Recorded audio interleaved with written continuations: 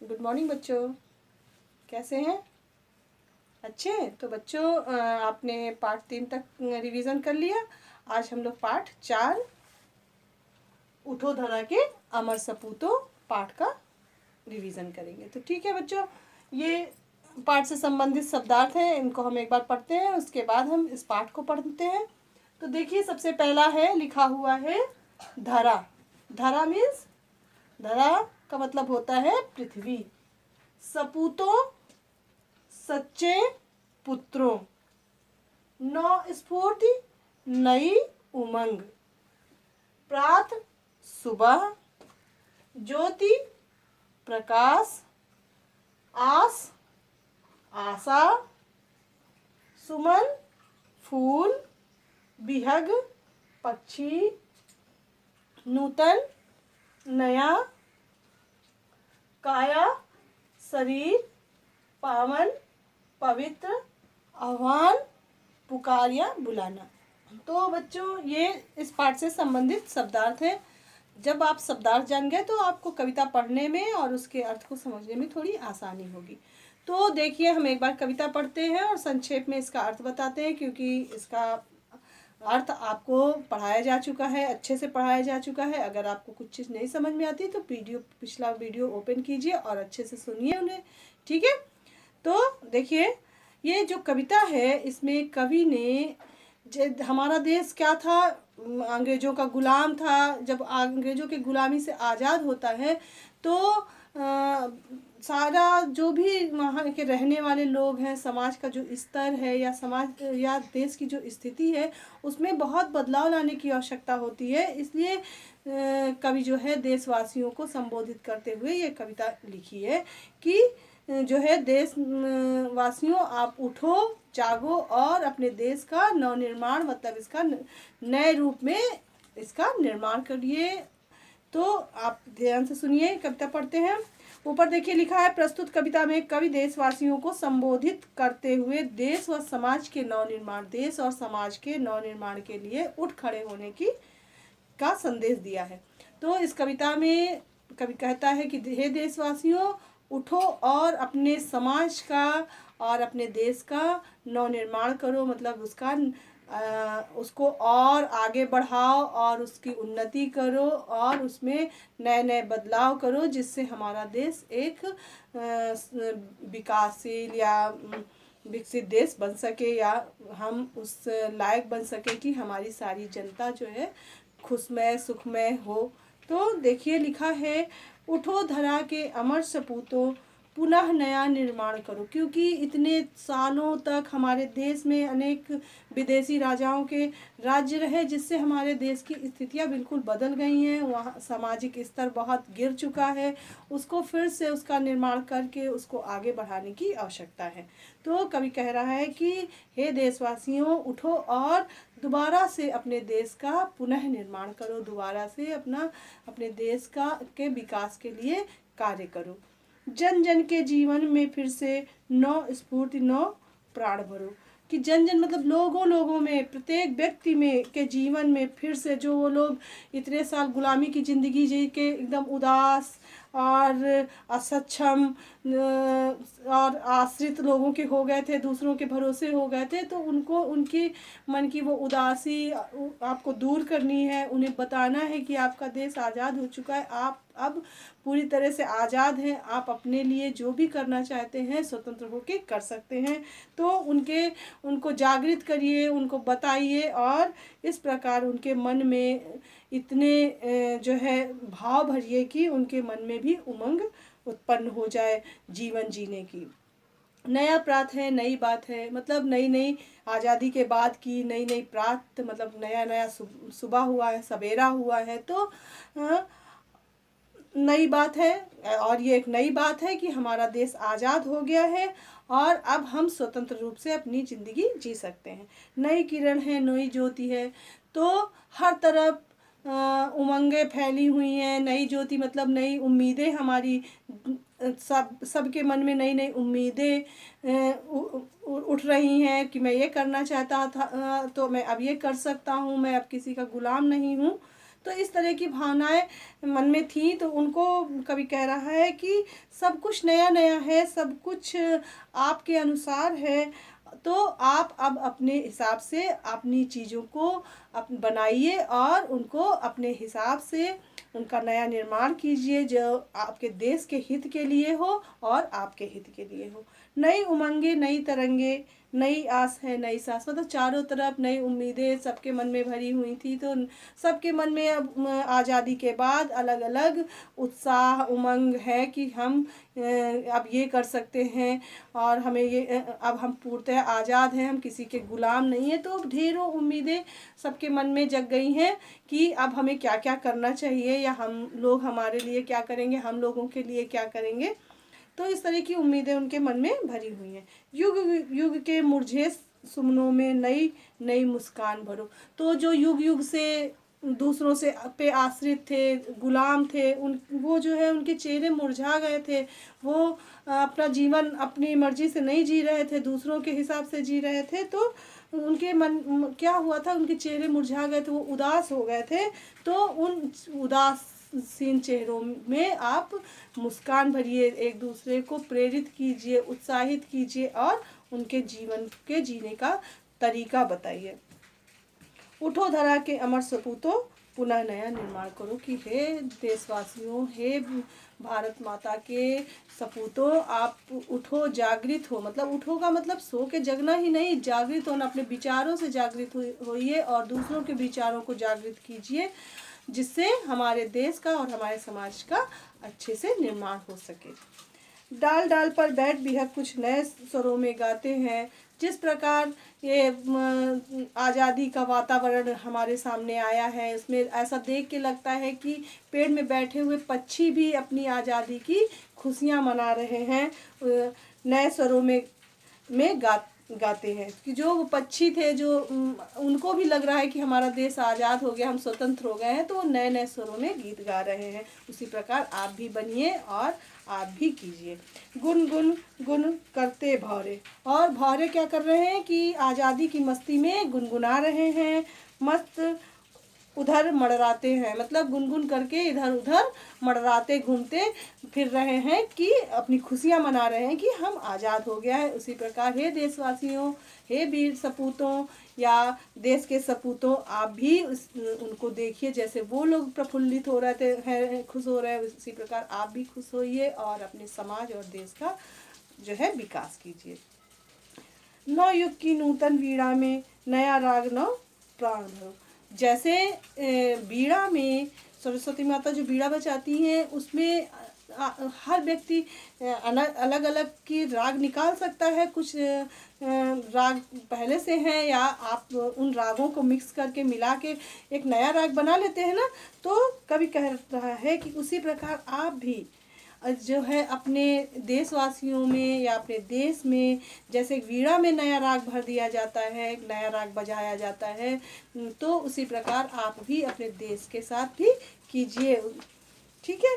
उठो धरा के अमर सपूतों, पुनः नया निर्माण करो। कि है सपूत वीर सपूतों या देशवासियों, उठिए और अपने देश का निर्माण कीजिए। अब ये देश आपके हाथ में है, अब किसी और के हाथ में नहीं है। आपके द्वारा ही इसका विकास हो सकता है, इसमें बदलाव आ सकता है। तो आप उस बदलाव को कीजिए। कली कली खिल रही इधर वह फूल फूल मुस्काया है। मतलब इस आज़ादी को देख के जो है, जो भी वातावरण उस वहाँ देख के लग रहा है कि सारे फूल जो है उस आज़ादी को महसूस कर रहे हैं और चारों तरफ खिल गए हैं, मुस्करा रहे हैं, हंस रहे हैं। तो आप भी जैसे फूल मुस्करा रहे हैं, वैसे आज़ादी की खुशियाँ मनाइए और प्रफुल्लित होइए। धरती माँ की आज हो रही नई सुनहरी काया है। धरती माता को भी देख के ऐसा लग रहा है कि वो इस आज़ादी को महसूस कर के ऐसा लग रहा है कि वो उसकी भी काया, मतलब उसका भी शरीर सुनहरा हो गया। मतलब वो खुशी से इतनी प्रसन्न है कि सोने की तरह प्रतीत होती है। और ये भी है कि भारत सोने की चिड़िया कही गई है। तो यहाँ पे अब जो भी धन धान्य था तो दूसरों के का राज्य था, तो सारी चीज़ें उसके अनुसार चलती थी या उसके अंडर में थी। अब सब कुछ आपका है, इस देश का हर चीज़ आपकी है, तो आप अपने हिसाब से अपने देश के हित के लिए उसका प्रयोग कीजिए और अपनी धरती माता को जो है सुंदरता प्रदान कीजिए। नूतन मंगलमय ध्वनियों से गुंजित जग उद्यान करो, उठो धरा के अमर सपूतों। तो नए नए मंगल गीत गाइए, खुशियाँ मनाइए और अपने देश का फिर से नया निर्माण कीजिए। सरस्वती का पावन मंदिर शुभ संपत्ति तुम्हारी। अब ये सरस्वती का पावन मंदिर मतलब जो विद्यालय है वो सब आपके हैं। पहले आप गुलाम थे तो उनके अनुसार चलता था, आप शिक्षा ले सकते हो नहीं ले सकते हो, किस कौन विद्यालय जा सकता नहीं जा सकता है, बहुत सारे ऐसे नियम थे। लेकिन अब आप आज़ाद हो, ये जो भी विद्यालय है, सरस्वती का मंदिर है, वो आपके लिए खुला है। आप वहाँ जाके शिक्षित हो सकते हैं, वो सारी संपत्ति आपकी है। तुम में से हर बालक इसका रक्षक और तुम में से सारे बच्चे इस मंदिर के रक्षक और पुजारी हैं। क्योंकि अगर आप लोग उस मंदिर की देख रेख रक्षा नहीं करोगे तो उसका कुछ नहीं हो सकता। यानी कि आप विद्यालय जाओगे, पढ़ोगे, शिक्षा लोगे तो आप शिक्षित होंगे तो देश का विकास होगा। तो आप जो है उस मंदिर के या आप उदाहरण में ये समझ सकते हैं, जो देश है, जो हमारा देश मतलब मंदिर रूपी या विद्या रूपी ज्ञान रूपी हमारा मंदिर है, इसके क्या रक्षक और पुजारी, इसकी रक्षा मतलब एक विद्यालय की रक्षा बच्चों के हाथों, टीचर के हाथों होती है। उसी प्रकार हे देशवासियों, इस पूरे देश के तुम रक्षक और पुजारी हो। जैसे एक मंदिर है उसके रक्षक और पुजारी तुम ही लोग हो। सत सत दीपक जला ज्ञान के नवयुग का आह्वान करो। चारों तरफ जो है ज्ञान के दीपक जलाइए और अपने नवयुग का निर्माण कीजिए, अपने देश का विकास कीजिए। उठो धरा के अमर सपूतों, पुनः नया निर्माण करो। कि है देश के वासियों, देशवासियों और वीर सपूतों, आप जो है उठो और आप भी जागृत होइए, आप भी ज्ञान से परिपूर्ण होइए, दूसरों को ज्ञान प्रदान कीजिए, अपने देश हित के लिए कार्य कीजिए और देश को आगे बढ़ाइए। तो बच्चों ये कविता थी और कविता का संक्षेप में अर्थ था। ये कविता द्वारिका प्रसाद महेश्वरी की लिखी हुई है और इसके शब्दार्थ आपने यहाँ पढ़े, अभी हमने पढ़े थे। उसके बाद आपके पाठ में है अभ्यास का। तो आज हम एक बार और ये सारी चीज़ें आप कर चुके हैं, आपकी पुस्तक में सारा भर भी गया होगा, सारी एक्सरसाइज आप कर भी चुके होंगे। एक बार हम इनको रिवाइज करते हैं, फिर से दोहराते हैं, जिससे हमें परीक्षा के लिए कोई परेशानी न हो, परीक्षा के लिए सारी चीज़ें हमारी तैयार हो जाए। तो देखिए, सबसे पहला है प्रश्न, निम्नलिखित प्रश्नों के उत्तर एक शब्द में लिखिए। पहला प्रश्न है, नया निर्माण करने का आह्वान किसने किया है? किससे किया गया है? तो किससे किया गया है? वीर, जो भी अमर सपूतों बार बार कहा गया ना, तो अमर सपूतों लिखना है उत्तर, अमर सपूतों से। डाल पर बैठकर नए स्वरों में कौन गाते हैं? नए स्वरों में कौन गाते हैं? पहले का प्रश्न का उत्तर है, देखिए हम लिखते जाते हैं, देखते भी जाइए आप लोग। ये है का नंबर का फर्स्ट वन, अमर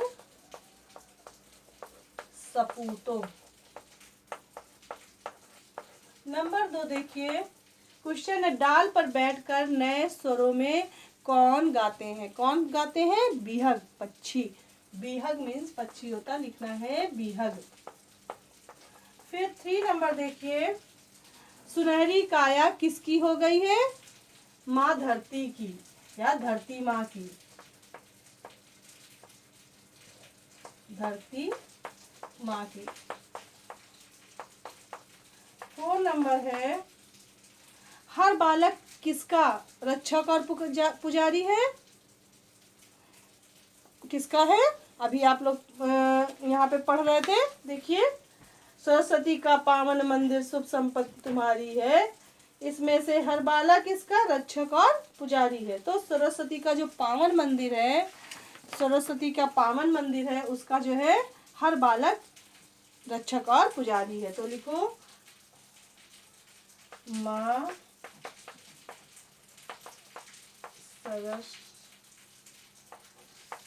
सरस्वती के पावन मंदिर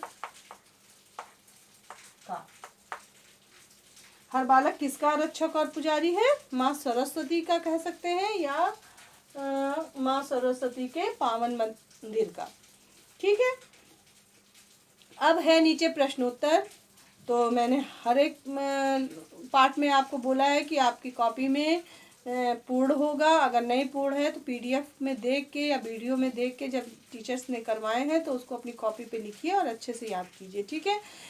और देखिए ग नंबर है निम्नलिखित पंक्तियों का भावार्थ लिखिए। यह भी हमने आपको पीछे पढ़ाया है।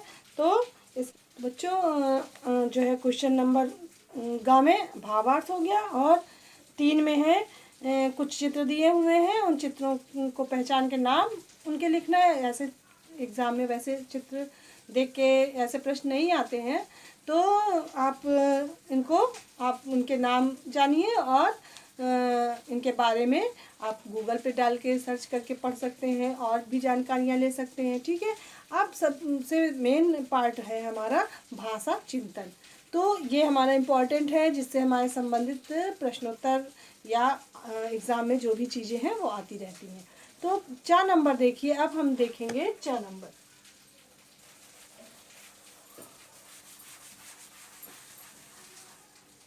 तो बच्चों 4 नंबर में है निम्नलिखित के विपर्यार्थक शब्द लिखे, मतलब विलोम शब्द लिखना है। पहला लिखा हुआ है निर्माण। निर्माण का विलोम होगा ध्वस्त।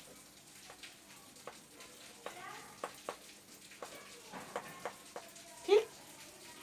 तो दूसरा है जीवन। जीवन का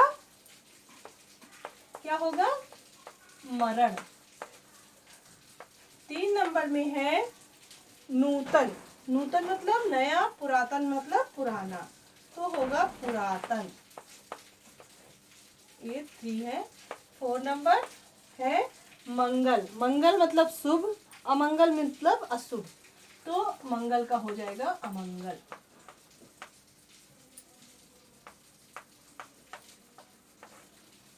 ये हो गया। अब है 6 नंबर। 6 नंबर में लिखा है निम्नलिखित के 2 समानार्थक शब्द लिखिए, यानी कि पर्यायवाची शब्द लिखिए। तो धरती का नंबर 1 है धरती, धरा, पृथ्वी, कुछ भी आप लिख सकते हैं, वसुंधरा, कोई 2 लिखने हैं। 2 नंबर में है सुमन। तो सुमन में पुष्प, कुसुम, प्रसून, कुछ भी आप लिख सकते हैं। और 3 नंबर है बिहग। बिहग मतलब पक्षी, और खग 2 लिखना है। 4 नंबर में है काया। काया मतलब शरीर, देह, बदन, में से कोई भी 2 आप लिख सकते हैं। ठीक है। अब इसके नीचे देखिए ज्या नंबर लिखा हुआ है निम्नलिखित में विशेष और विशेषण अलग कीजिए। तो इसके पहले भी अभ्यासकार में आपने किया होगा। तो देखिए निम्नलिखित में विशेष और विशेषण अलग कीजिए का मतलब हमने बताया था ना आपको कि विशेष की विशेषता बताने वाले शब्द विशेषण कहलाते हैं ना। तो पहला शब्द हमारा विशेषण है। अमर में अमर विशेषण, सपूत विशेष।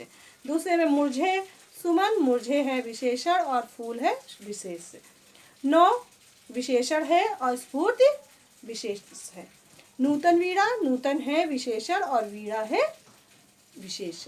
तो बच्चों इनको अलग करके लिखना होता है जब एग्ज़ाम में आता है। तो ये हमारे पाठ की एक बार फिर से पुनरावृत्ति हो गई। आप फिर से पढ़िए, अच्छे से पढ़िए और हर चीज़ें अच्छे से याद कीजिए। तो बच्चों आज आपका होमवर्क ये है कि आपको इस पाठ से संबंधित प्रश्नोत्तर और भावार्थ अच्छे से याद करना है। ठीक है। तो आज के लिए इतना ही बच्चों। नेक्स्ट डे हम कुछ और पढ़ाएंगे। तब तक के लिए थैंक यू बच्चों।